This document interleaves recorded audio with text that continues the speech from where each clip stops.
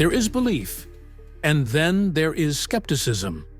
Between the two lies a vast territory of questions and the unknown. What if reality is far more complex than we have been willing to perceive? What if the stories we dismissed as myth and legend hold the keys to understanding consciousness? From ghostly encounters to inexplicable lights in the sky, humanity has always sensed there was something more out there. Some call it paranormal, and others call it the divine. Some look to the stars for answers, while others search within. Philosophy asks, why? Theology asks, who? Science asks, how? And we ask ourselves, what if? We stand at the meeting point, a place where the veil between realities is thinner than you might think. This is the crossroads of the veil.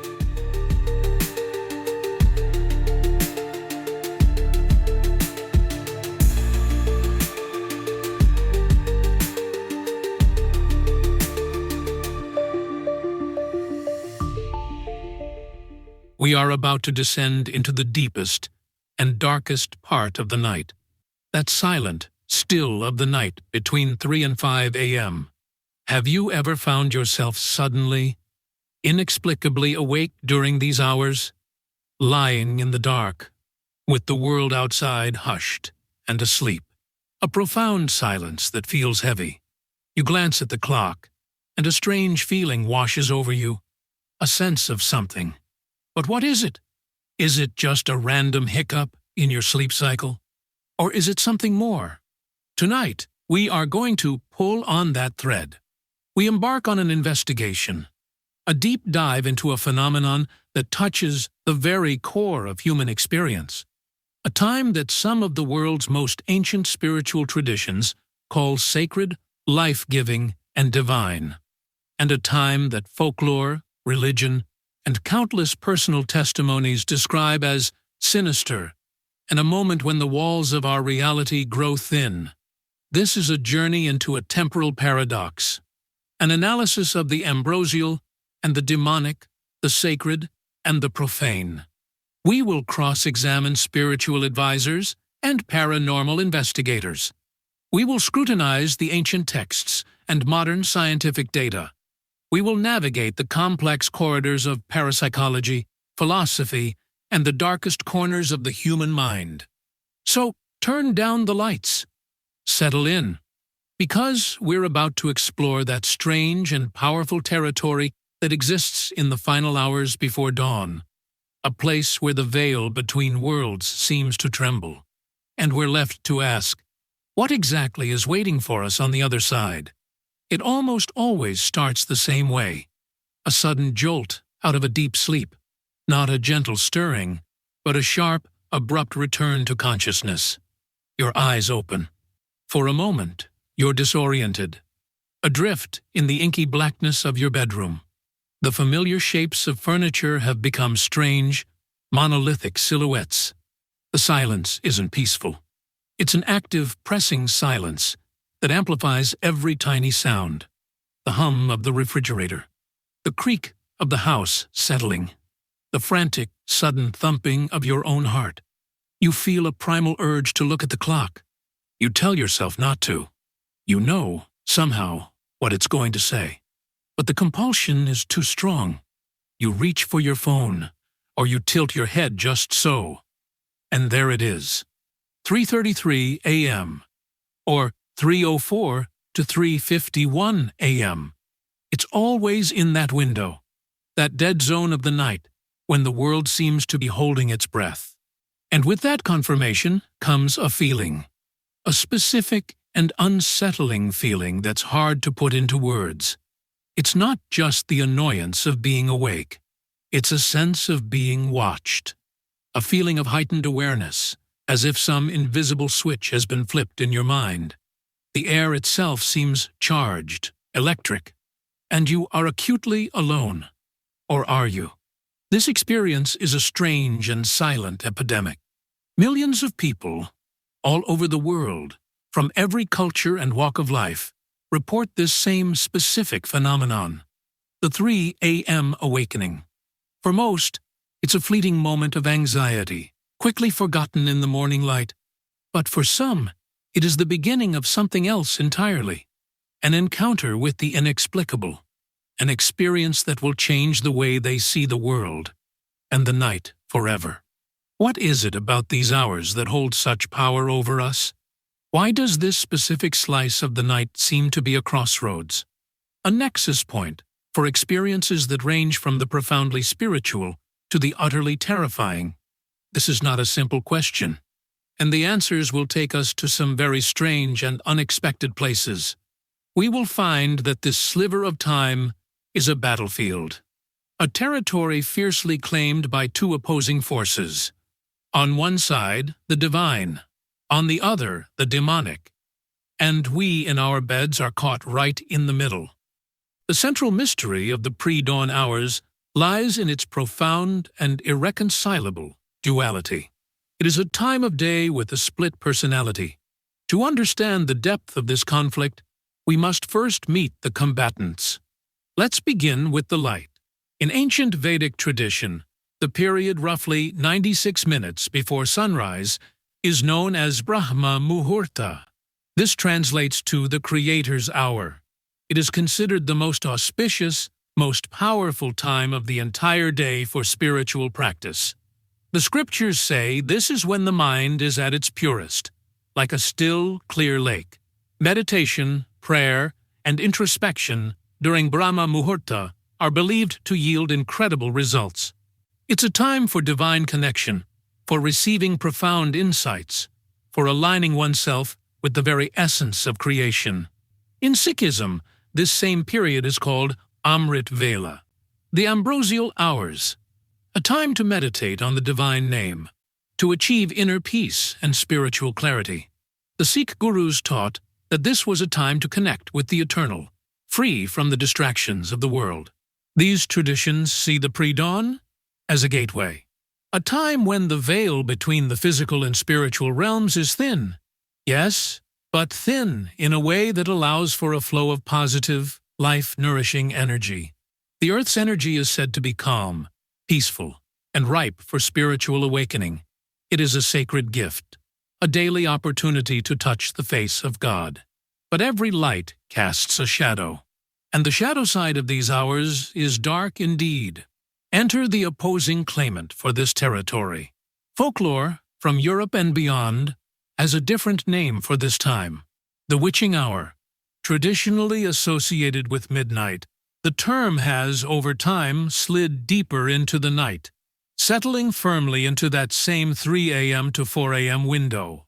This is the time, so the stories go, when the powers of witches, demons, ghosts, and other supernatural entities are at their absolute peak. It is a time of maleficence, a time when dark rituals are performed, when curses are cast, and when the dead walk among the living. It gets even more specific and more sinister. This period is also known as the Devil's Hour. The logic here is a chilling piece of theological inversion. Christian tradition holds that Jesus Christ died on the cross at 3 p.m.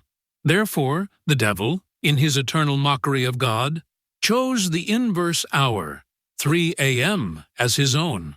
It is a time to desecrate the holy, to unleash his minions upon a sleeping world. It is the hour of demonic manifestation. So here we have it, the fundamental conflict. Are the hours before dawn a time of divine connection or demonic infestation? Is it a sacred window for prayer or a supernatural free for all? Are the whispers you hear in the dark the voice of your higher self, or something whispering from the pits of hell?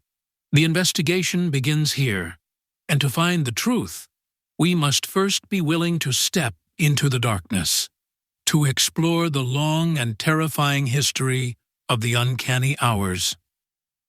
To understand the fear associated with the pre-dawn, we must journey back in time, back to a world lit only by fire, where the night was a vast, unknown, and dangerous wilderness. The concept of the witching hour didn't emerge from a vacuum. It was born from a deep-seated primal fear of the dark. In a world without electricity, the night belonged to predators, to bandits, and to the things unseen. It was a time of vulnerability, and the human imagination populated that vulnerability with monsters. Supernatural power, it was believed, flowed and ebbed like the tides.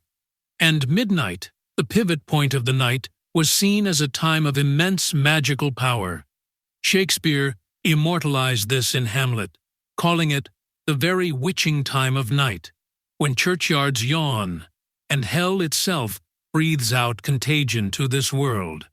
A powerful and terrifying image.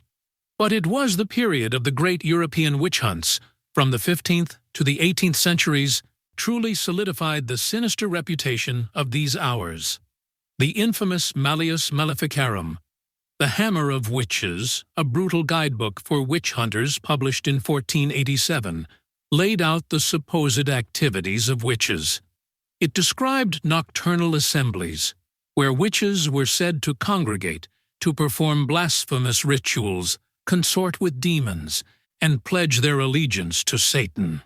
These were believed to take place in the dead of night. The Catholic Church, in its battle against what it saw as a rising tide of heresy and witchcraft, even issued edicts. In 1535, as paranoia reached a fever pitch, the Church reportedly prohibited all activities between 3 a.m. and 4 a.m. This was a direct attempt to legislate against the supernatural, to close the window when demonic activity was thought to be at its peak. This act, more than any other, may have cemented 3 a.m. as the devil's hour in the popular consciousness. It was no longer just folklore. It was a time officially recognized as dangerous by the highest spiritual authority in the Western world. This fear was not confined to Europe. Look across the globe, to Japan, and you will find an eerily similar tradition. It is called Ushi no Kokumairi. This translates to the shrine visit at the hour of the ox. In the old Japanese timekeeping system, the hour of the ox corresponds to the period between 1 a.m. and 3 a.m. This is not a visit for prayer. It is a ritual for cursing. Typically, a woman consumed by jealousy and a desire for revenge would dress in white, wear a crown of lit candles on an iron tripod, and carry a doll representing her victim. She would go to a sacred Shinto shrine during these unholy hours, and there, in the sacred space, she would nail the effigy to a sacred tree. It was believed that performing this ritual for 7 consecutive nights would result in the death of the cursed individual. But there was a terrible risk. If the ritualist was witnessed by another human being, the curse would be broken, and it would rebound upon her with fatal consequences. Think about the elements here. A specific, ungodly hour of the night. The inversion of a sacred act. A shrine visit turned into a curse. The presence of supernatural power that is both potent and dangerous. The theme is universal. Whether you call it the witching hour, the devil's hour, or the hour of the ox, the message is the same. There is a time when the rules of the day no longer apply, when the sacred can be profaned, and when the darkness between the worlds can be used to inflict real harm. This is the ancient folkloric foundation of our fear. A story whispered for centuries, a warning passed down through generations. But what if the story isn't just a story? What if the architects of our fear weren't witches or demons, but our own bodies? Our investigation now takes a sharp, unexpected turn, away from the dusty tomes of folklore and into the sterile, brightly lit world of the scientific laboratory. The narrative of supernatural malevolence is compelling, ancient, and deeply ingrained in our culture. But science offers a different culprit for the terrors of the night, a ghost in our own machine. To understand this, we need to talk about chronobiology, the science of the clocks that tick away inside every cell of our bodies.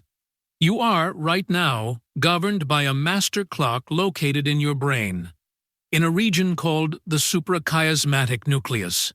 This clock orchestrates your circadian rhythms, a 24-hour cycle that dictates nearly everything about your physiology, your body temperature, your blood pressure, and, most importantly, your sleep-wake cycle. This cycle is primarily regulated by two key hormones, melatonin and cortisol. Think of them as the night and day managers of your body. As darkness falls, your brain begins to produce melatonin, the sleep hormone. It's what makes you feel drowsy and helps you drift off to sleep. Melatonin levels rise throughout the night, keeping you in a state of slumber. As the sun begins to rise, melatonin production shuts down, and its counterpart, cortisol, takes the stage. Cortisol is often called the stress hormone, but it's more accurately the wake-up and get-moving hormone. It's what pulls you out of sleep, makes you feel alert, and prepares your body for the demands of the day. This hormonal handover is meant to be a smooth, gradual process. But for many people, it isn't. Around 3 to 4 a.m., something interesting happens. Your body is at its absolute lowest core temperature. Your melatonin levels have peaked and are beginning to decline. And in preparation for the morning, your body begins its initial, tentative release of cortisol. This is a moment of profound biological transition. You are at a physiological crossroads, deep in sleep, yet on the precipice of waking. It's at this precise moment that your sleep is at its lightest and most fragile. Throughout the night, you cycle through different stages of sleep: deep, restorative, non-REM sleep, and the more active, dream-filled state of REM, or rapid eye movement sleep. These cycles last about 90 minutes. As the night progresses, the periods of deep sleep get shorter, and the periods of REM sleep get longer. So, in those pre-dawn hours, you are spending more time in REM sleep. REM sleep is a paradox. Your brain is incredibly active, almost as active as when you're awake. Your eyes are darting back and forth. You are dreaming vividly. But your body, from the neck down, is in a state of temporary paralysis, a condition called REM atonia. This is a protective mechanism. It prevents you from physically acting out your dreams. So let's put the pieces together. It's 3 a.m. Your body is at its coldest. Your sleep hormones are in flux. You are in the lightest stage of sleep, REM, where your brain is buzzing with activity, and you are paralyzed.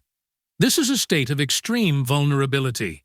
It is incredibly easy for any small disturbance, a noise, a change in temperature, a pang of anxiety, to knock you out of this fragile state and into wakefulness. Suddenly, you're awake, but you're not fully awake. You are emerging from a dream state in a body that is physiologically primed for a fight or flight response due to the early release of cortisol. Your mind is still half steeped in the bizarre logic of dreams. Your body is in a state of high alert. Is it any wonder that this moment feels strange? That it feels charged with a weird energy? Science, it seems, has provided a perfectly rational, biological explanation for the 3 a.m. awakening. It's not a demon. It's a cortisol surge. It's not a witch. It's your circadian rhythm. Case closed, right? Not even close. Because this is where the rational explanation begins to break down. This is where the ghost in the machine starts to look a lot like a real ghost. Because sometimes, when you wake up during this fragile state, the paralysis doesn't go away, and the dream doesn't end, and you are about to come face to face with the true, terrifying heart of the pre-dawn mystery. We have arrived at the midpoint of our investigation, and this is where the two narratives, the supernatural and the scientific, collide with the force of a head-on impact. This is the phenomenon of sleep paralysis. And if you have never experienced it, it is difficult to convey the sheer, unadulterated terror it can induce. Science defines it dryly: a temporary inability to move or speak that occurs when you are waking up or falling asleep. An overlap between the states of REM sleep and wakefulness. A parasomnia, but the experience is anything but dry. Imagine this. You are awake. You are certain you are awake. Your eyes are open. You can see your room. You can hear the sounds around you. But you cannot move a muscle. You cannot turn your head. You cannot lift a finger. You cannot scream. You are a fully conscious, terrified mind trapped inside a body that is turned to stone. This alone is the stuff of nightmares. But it gets worse, because you are not alone. The scientific term is hypnagogic and hypnopompic hallucinations. Vivid, multisensory dream imagery that spills over into your waking consciousness. But to the person experiencing it, there is nothing hallucinatory about it. It is real. Researchers have categorized these experiences into 3 main types, and they map onto our deepest, most ancient fears with chilling precision. First, there is the intruder hallucination. You have an overwhelming, unshakable feeling that there is a presence in the room with you, a malevolent presence. You might hear footsteps slowly approaching your bed, the sound of a door creaking open, whispers in a language you can't understand. Then you might see it, a dark figure standing in the corner of your room, a silhouette of a man in a hat standing by your doorway, a shadowy form slowly, deliberately moving towards you. You are paralyzed. You can do nothing but watch as it gets closer. The second category is the incubus experience. This is where the intruder makes contact. You feel a crushing weight on your chest, as if someone is sitting on you, pinning you down. You can't breathe. You feel a choking sensation, hands around your throat. You might feel sharp pains, or the sensation of being touched, prodded, or dragged.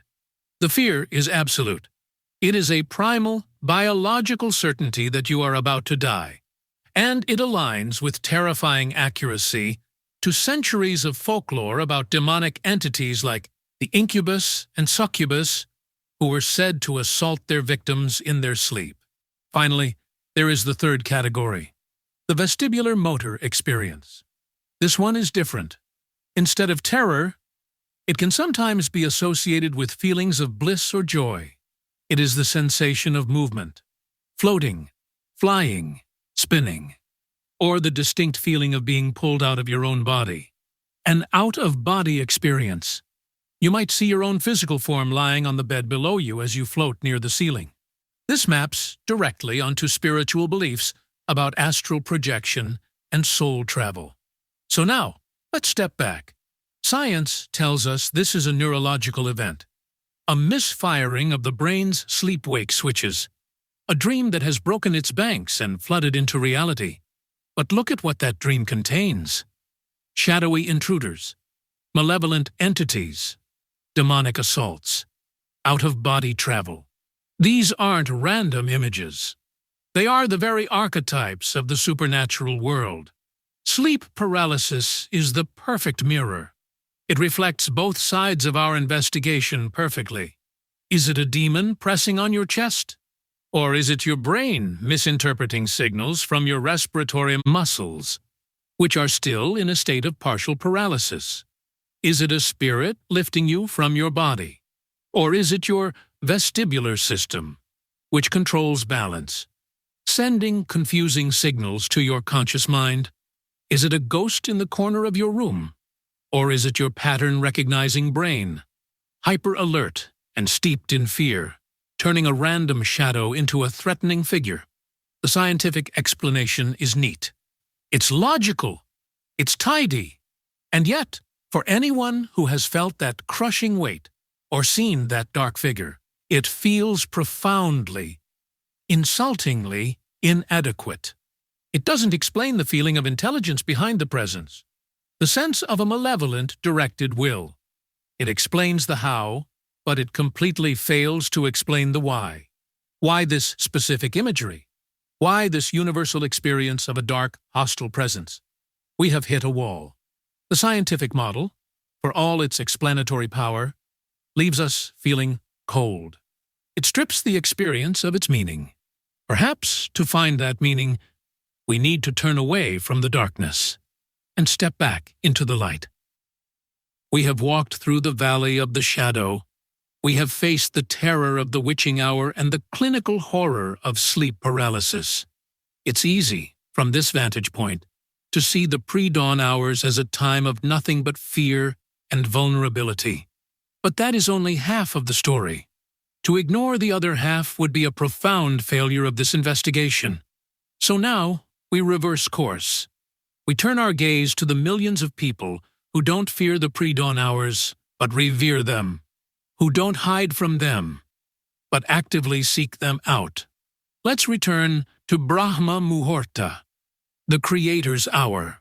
In the ancient system of Ayurvedic medicine from India, the 24-hour day is divided into cycles based on three fundamental energies, or doshas: Vata, Pitta, and Kapha. The hours before dawn are dominated by Vata, the energy of movement. Waking during this time is believed to be in perfect harmony with the body's natural rhythms. It's the ideal time for the elimination of waste, for purifying the body. But the significance goes much deeper than just physical health. The Vedic texts describe the atmosphere during Brahma Muhurta as being saturated with sattva guna. This is the quality of purity, harmony, and goodness. The world is still. The mind is clear. The usual chaos and distractions of life have not yet begun. This makes it an unparalleled time for spiritual practice. Sadhguru, a prominent Indian mystic, explains that at this time, one's connection to the planet's energy is most direct. The simple act of sitting upright with your spine straight during Brahma Muhurta is said to align your personal energy with the larger cosmic energy. It's a time when your awareness can most easily transcend the physical. A time when the veil is thin, not to let monsters in, but to allow your own consciousness to pass through to a higher state. Yogis, mystics, and spiritual seekers have, for millennia, used these hours for their most intense practices. They believe the receptivity of the mind is at its absolute peak. Those prayers are more easily heard. That meditations are deeper. That enlightenment is closer. Now let's look at Amrit Vela, the ambrosial hours in Sikhism. The term itself means the time of nectar or ambrosia. This is not just a suggestion. It is a core discipline of the faith. The Sikh gurus taught that this was the time to conquer the ego and absorb oneself in the divine. To rise while the world sleeps is an act of devotion, a sacrifice that yields immense spiritual rewards. The practice is called Nam Simran, the remembrance of the divine name. By repeating and meditating on the name of God during these hours, a Sikh is believed to wash away sin and sorrow, and to achieve a state of profound peace and spiritual ecstasy. This is not a passive belief. It is an active, lived experience for millions of people every single day. They are not waking up in fear. They are waking up in joyful anticipation. They are not experiencing a malevolent presence. They are experiencing the presence of the divine. This presents a powerful complication to our investigation. How can the same window of time produce such radically different experiences? How can one person experience a crushing demonic assault, while another, perhaps in the very next house, experiences blissful communion with God? The scientific model of hormones and sleep cycles doesn't account for this. It can explain why you might wake up, but it has nothing to say about content of the experience. It doesn't explain the ecstasy, any more than it explains the terror. We are forced to confront a new possibility. Perhaps the energy of this time is neutral, neither good nor evil, but simply potent. And perhaps the nature of our experience is determined not by the hour itself, but by what we bring to it, our beliefs, our intentions, our spiritual and psychological state. This leads us to the final, and perhaps most complex, phase of our investigation. We must now hear from the experts who live and work at this strange crossroads, the paranormal investigators, the spiritual advisors, and the priests who stand on the front lines of this battle for the dawn. What have they learned from their encounters in the uncanny hours? Our investigation has led us to a crisis point. The easy answers have all dissolved. Folklore provides a terrifying narrative, but one that feels like a relic of a superstitious past. Science provides a rational explanation, but one that feels emotionally and spiritually empty. Spiritual traditions provide an uplifting counter-narrative, but one that is difficult to reconcile with the visceral reality of fear and malevolence that so many people experience. We need a guide, someone who has walked these paths and can help us make sense of the conflicting data. Let's start with the paranormal investigators. These are the people who willingly step into haunted locations during the very hours most of us fear. What is their perspective? For many investigators, the 3 a.m. window is indeed considered a time of heightened activity. It's often referred to as paranormal prime time. One common theory is that the veil between the worlds is thinnest at this time. But what does that actually mean? Some investigators believe it's a matter of energy. The theory goes that spirits, nam, or entities require energy to manifest in our physical world. This could be electrical energy, the thermal energy, or even the emotional energy of the living. During the dead of night, there are fewer electronic and human contaminants. The ambient energy field is quieter, which might make it easier for spirits to draw the power they need to make their presence known. Another, more practical reason is the lack of noise and light pollution. It's simply easier to capture subtle evidence, faint whispers on an audio recorder, or shadowy movements on camera, when the environment is controlled and quiet. However, many seasoned paranormal investigators are quick to dismiss the sensationalism around the devil's hour. They will tell you that hauntings are not bound by a clock. Anomalous activity can and does happen at any time of day or night. The focus on 3 a.m., they suggest, is often more for the benefit of television cameras and dramatic effect than it is a reflection of a hard and fast supernatural rule. They approach it as a working hypothesis, not a proven fact. Now, let's turn to a different kind of expert, one who deals not with ghosts, but with demons. What is the perspective of the Catholic Church, and specifically its exorcists? Given the popular folklore, you might expect them to be the primary proponents of the devil's hour theory. The reality is surprising. According to Catholic Answers, a leading resource for church teaching, there is no official doctrine that designates 3 a.m. as the devil's hour. It is considered a popular piety, a piece of folklore, not a theological fact. Father Gabriele Amorth, who was the chief exorcist of the Diocese of Rome for many years and performed tens of thousands of exorcisms, wrote extensively on the nature of demonic activity. In his books, he makes it clear that a demonic attack, oppression, or possession is not governed by a clock. Demons, being spiritual entities, are not bound by time and space in the same way we are. An attack can happen at any time the demon chooses, or any time a person makes themselves vulnerable through sin or by dabbling in the occult. The idea of the devil mocking the time of Christ's death is a powerful piece of symbolism. But according to these experts, that's all it is. Symbolism. This is a disastrous blow to one of our primary narratives. The very experts who should be confirming our darkest fears are instead debunking them. This forces us to ask a crucial question.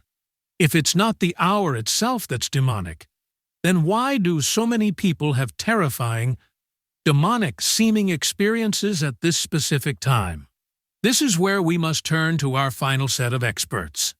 the psychologists and philosophers of mind. They propose that the answer lies not in the external world, but in the internal one. It lies in the power of belief. Humans are narrative-driven creatures. We need stories to make sense of the world, and the story of the Devil's Hour is a potent one. If you wake up at 3 a.m. and you carry with you the cultural baggage of 1,000 horror movies and ghost stories, what are you primed to experience? Your brain, in that vulnerable half-asleep state, will reach for the narrative it knows. The fear itself can become a self-fulfilling prophecy. The intruder hallucination during sleep paralysis isn't just a random shadow. It's a shadow that your mind, steeped in this narrative, instantly labels as demonic. The crushing weight on your chest isn't just a physiological anomaly. It's an attack.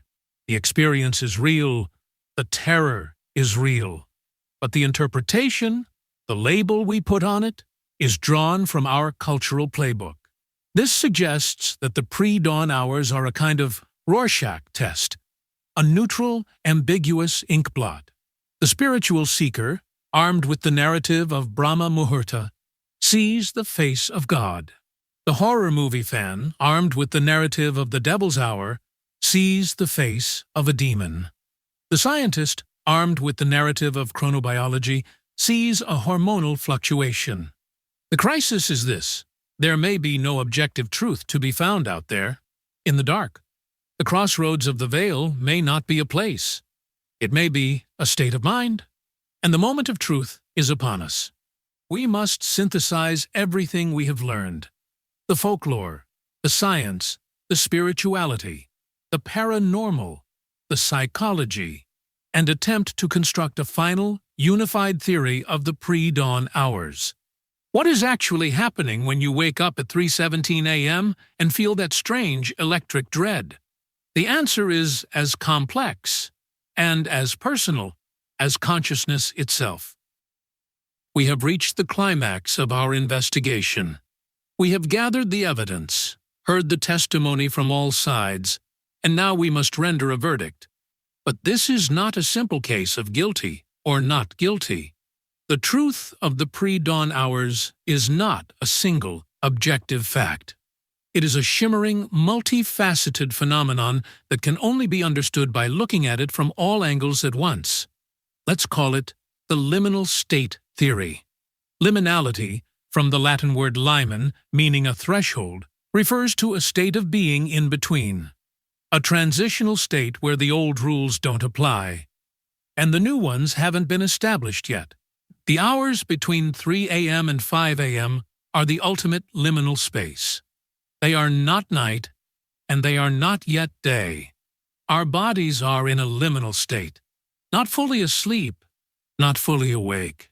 Our minds are in a liminal state, drifting between the logic of the conscious world and the symbolic, archetypal language of dreams. Our consciousness itself is on a threshold, and it is on this threshold that the veil between worlds truly does grow thin. But perhaps the veil isn't a barrier between our world and a supernatural one. Perhaps it's the veil between our conscious and subconscious minds. So, who is right? The moment of truth is this: they all are. The experience is subjective. And in the realm of subjective experience, the interpretation is the reality.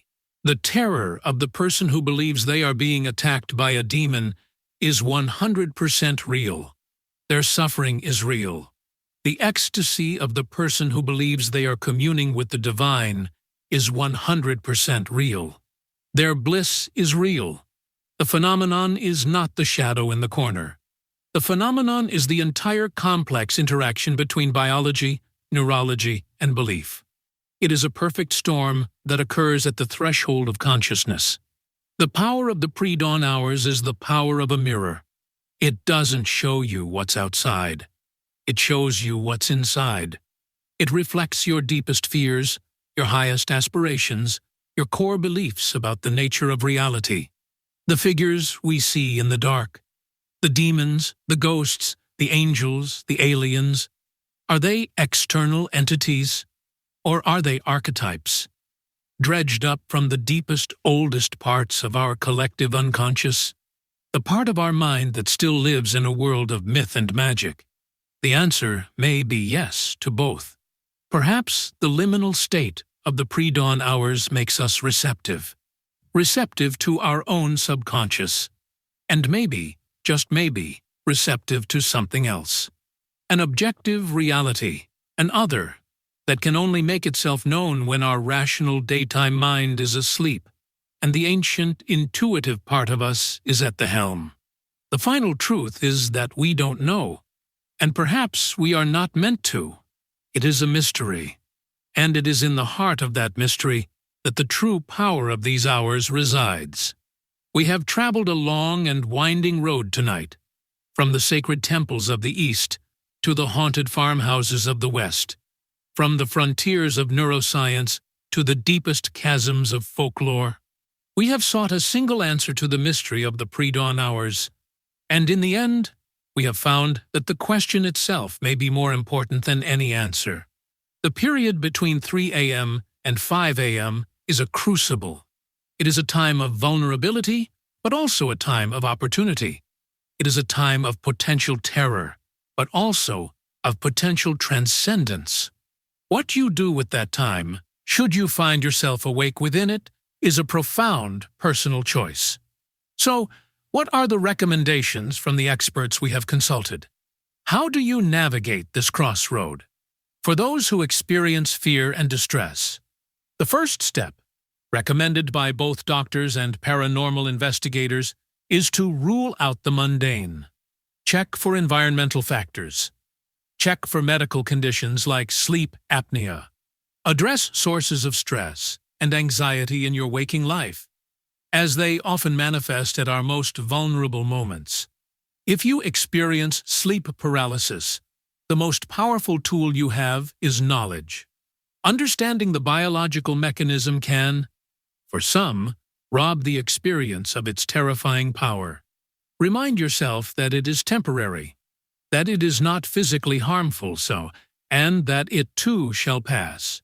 For the spiritual seeker, if you feel a pull towards the sacred, embrace it. Treat these hours as a gift. Use the stillness to meditate, to pray, to journal, to simply be present. Create a positive ritual. Instead of reaching for your phone, reach for a book of wisdom. Instead of focusing on the fear of the unknown, focus on the potential for self-knowledge. You may find it is the most productive and peaceful part of your day. For the paranormal investigator, both amateur and professional, approach the phenomenon with a healthy, open-minded skepticism. Document everything. Correlate personal experiences with environmental data. Be aware of the power of suggestion and the psychology of belief, both in your subjects and in yourself. The goal is not just to find evidence, but to understand the nature of the experience itself. And for all of us, there is a final, humbling thought. This investigation is not, and can never be, truly complete. There is still so much we do not know.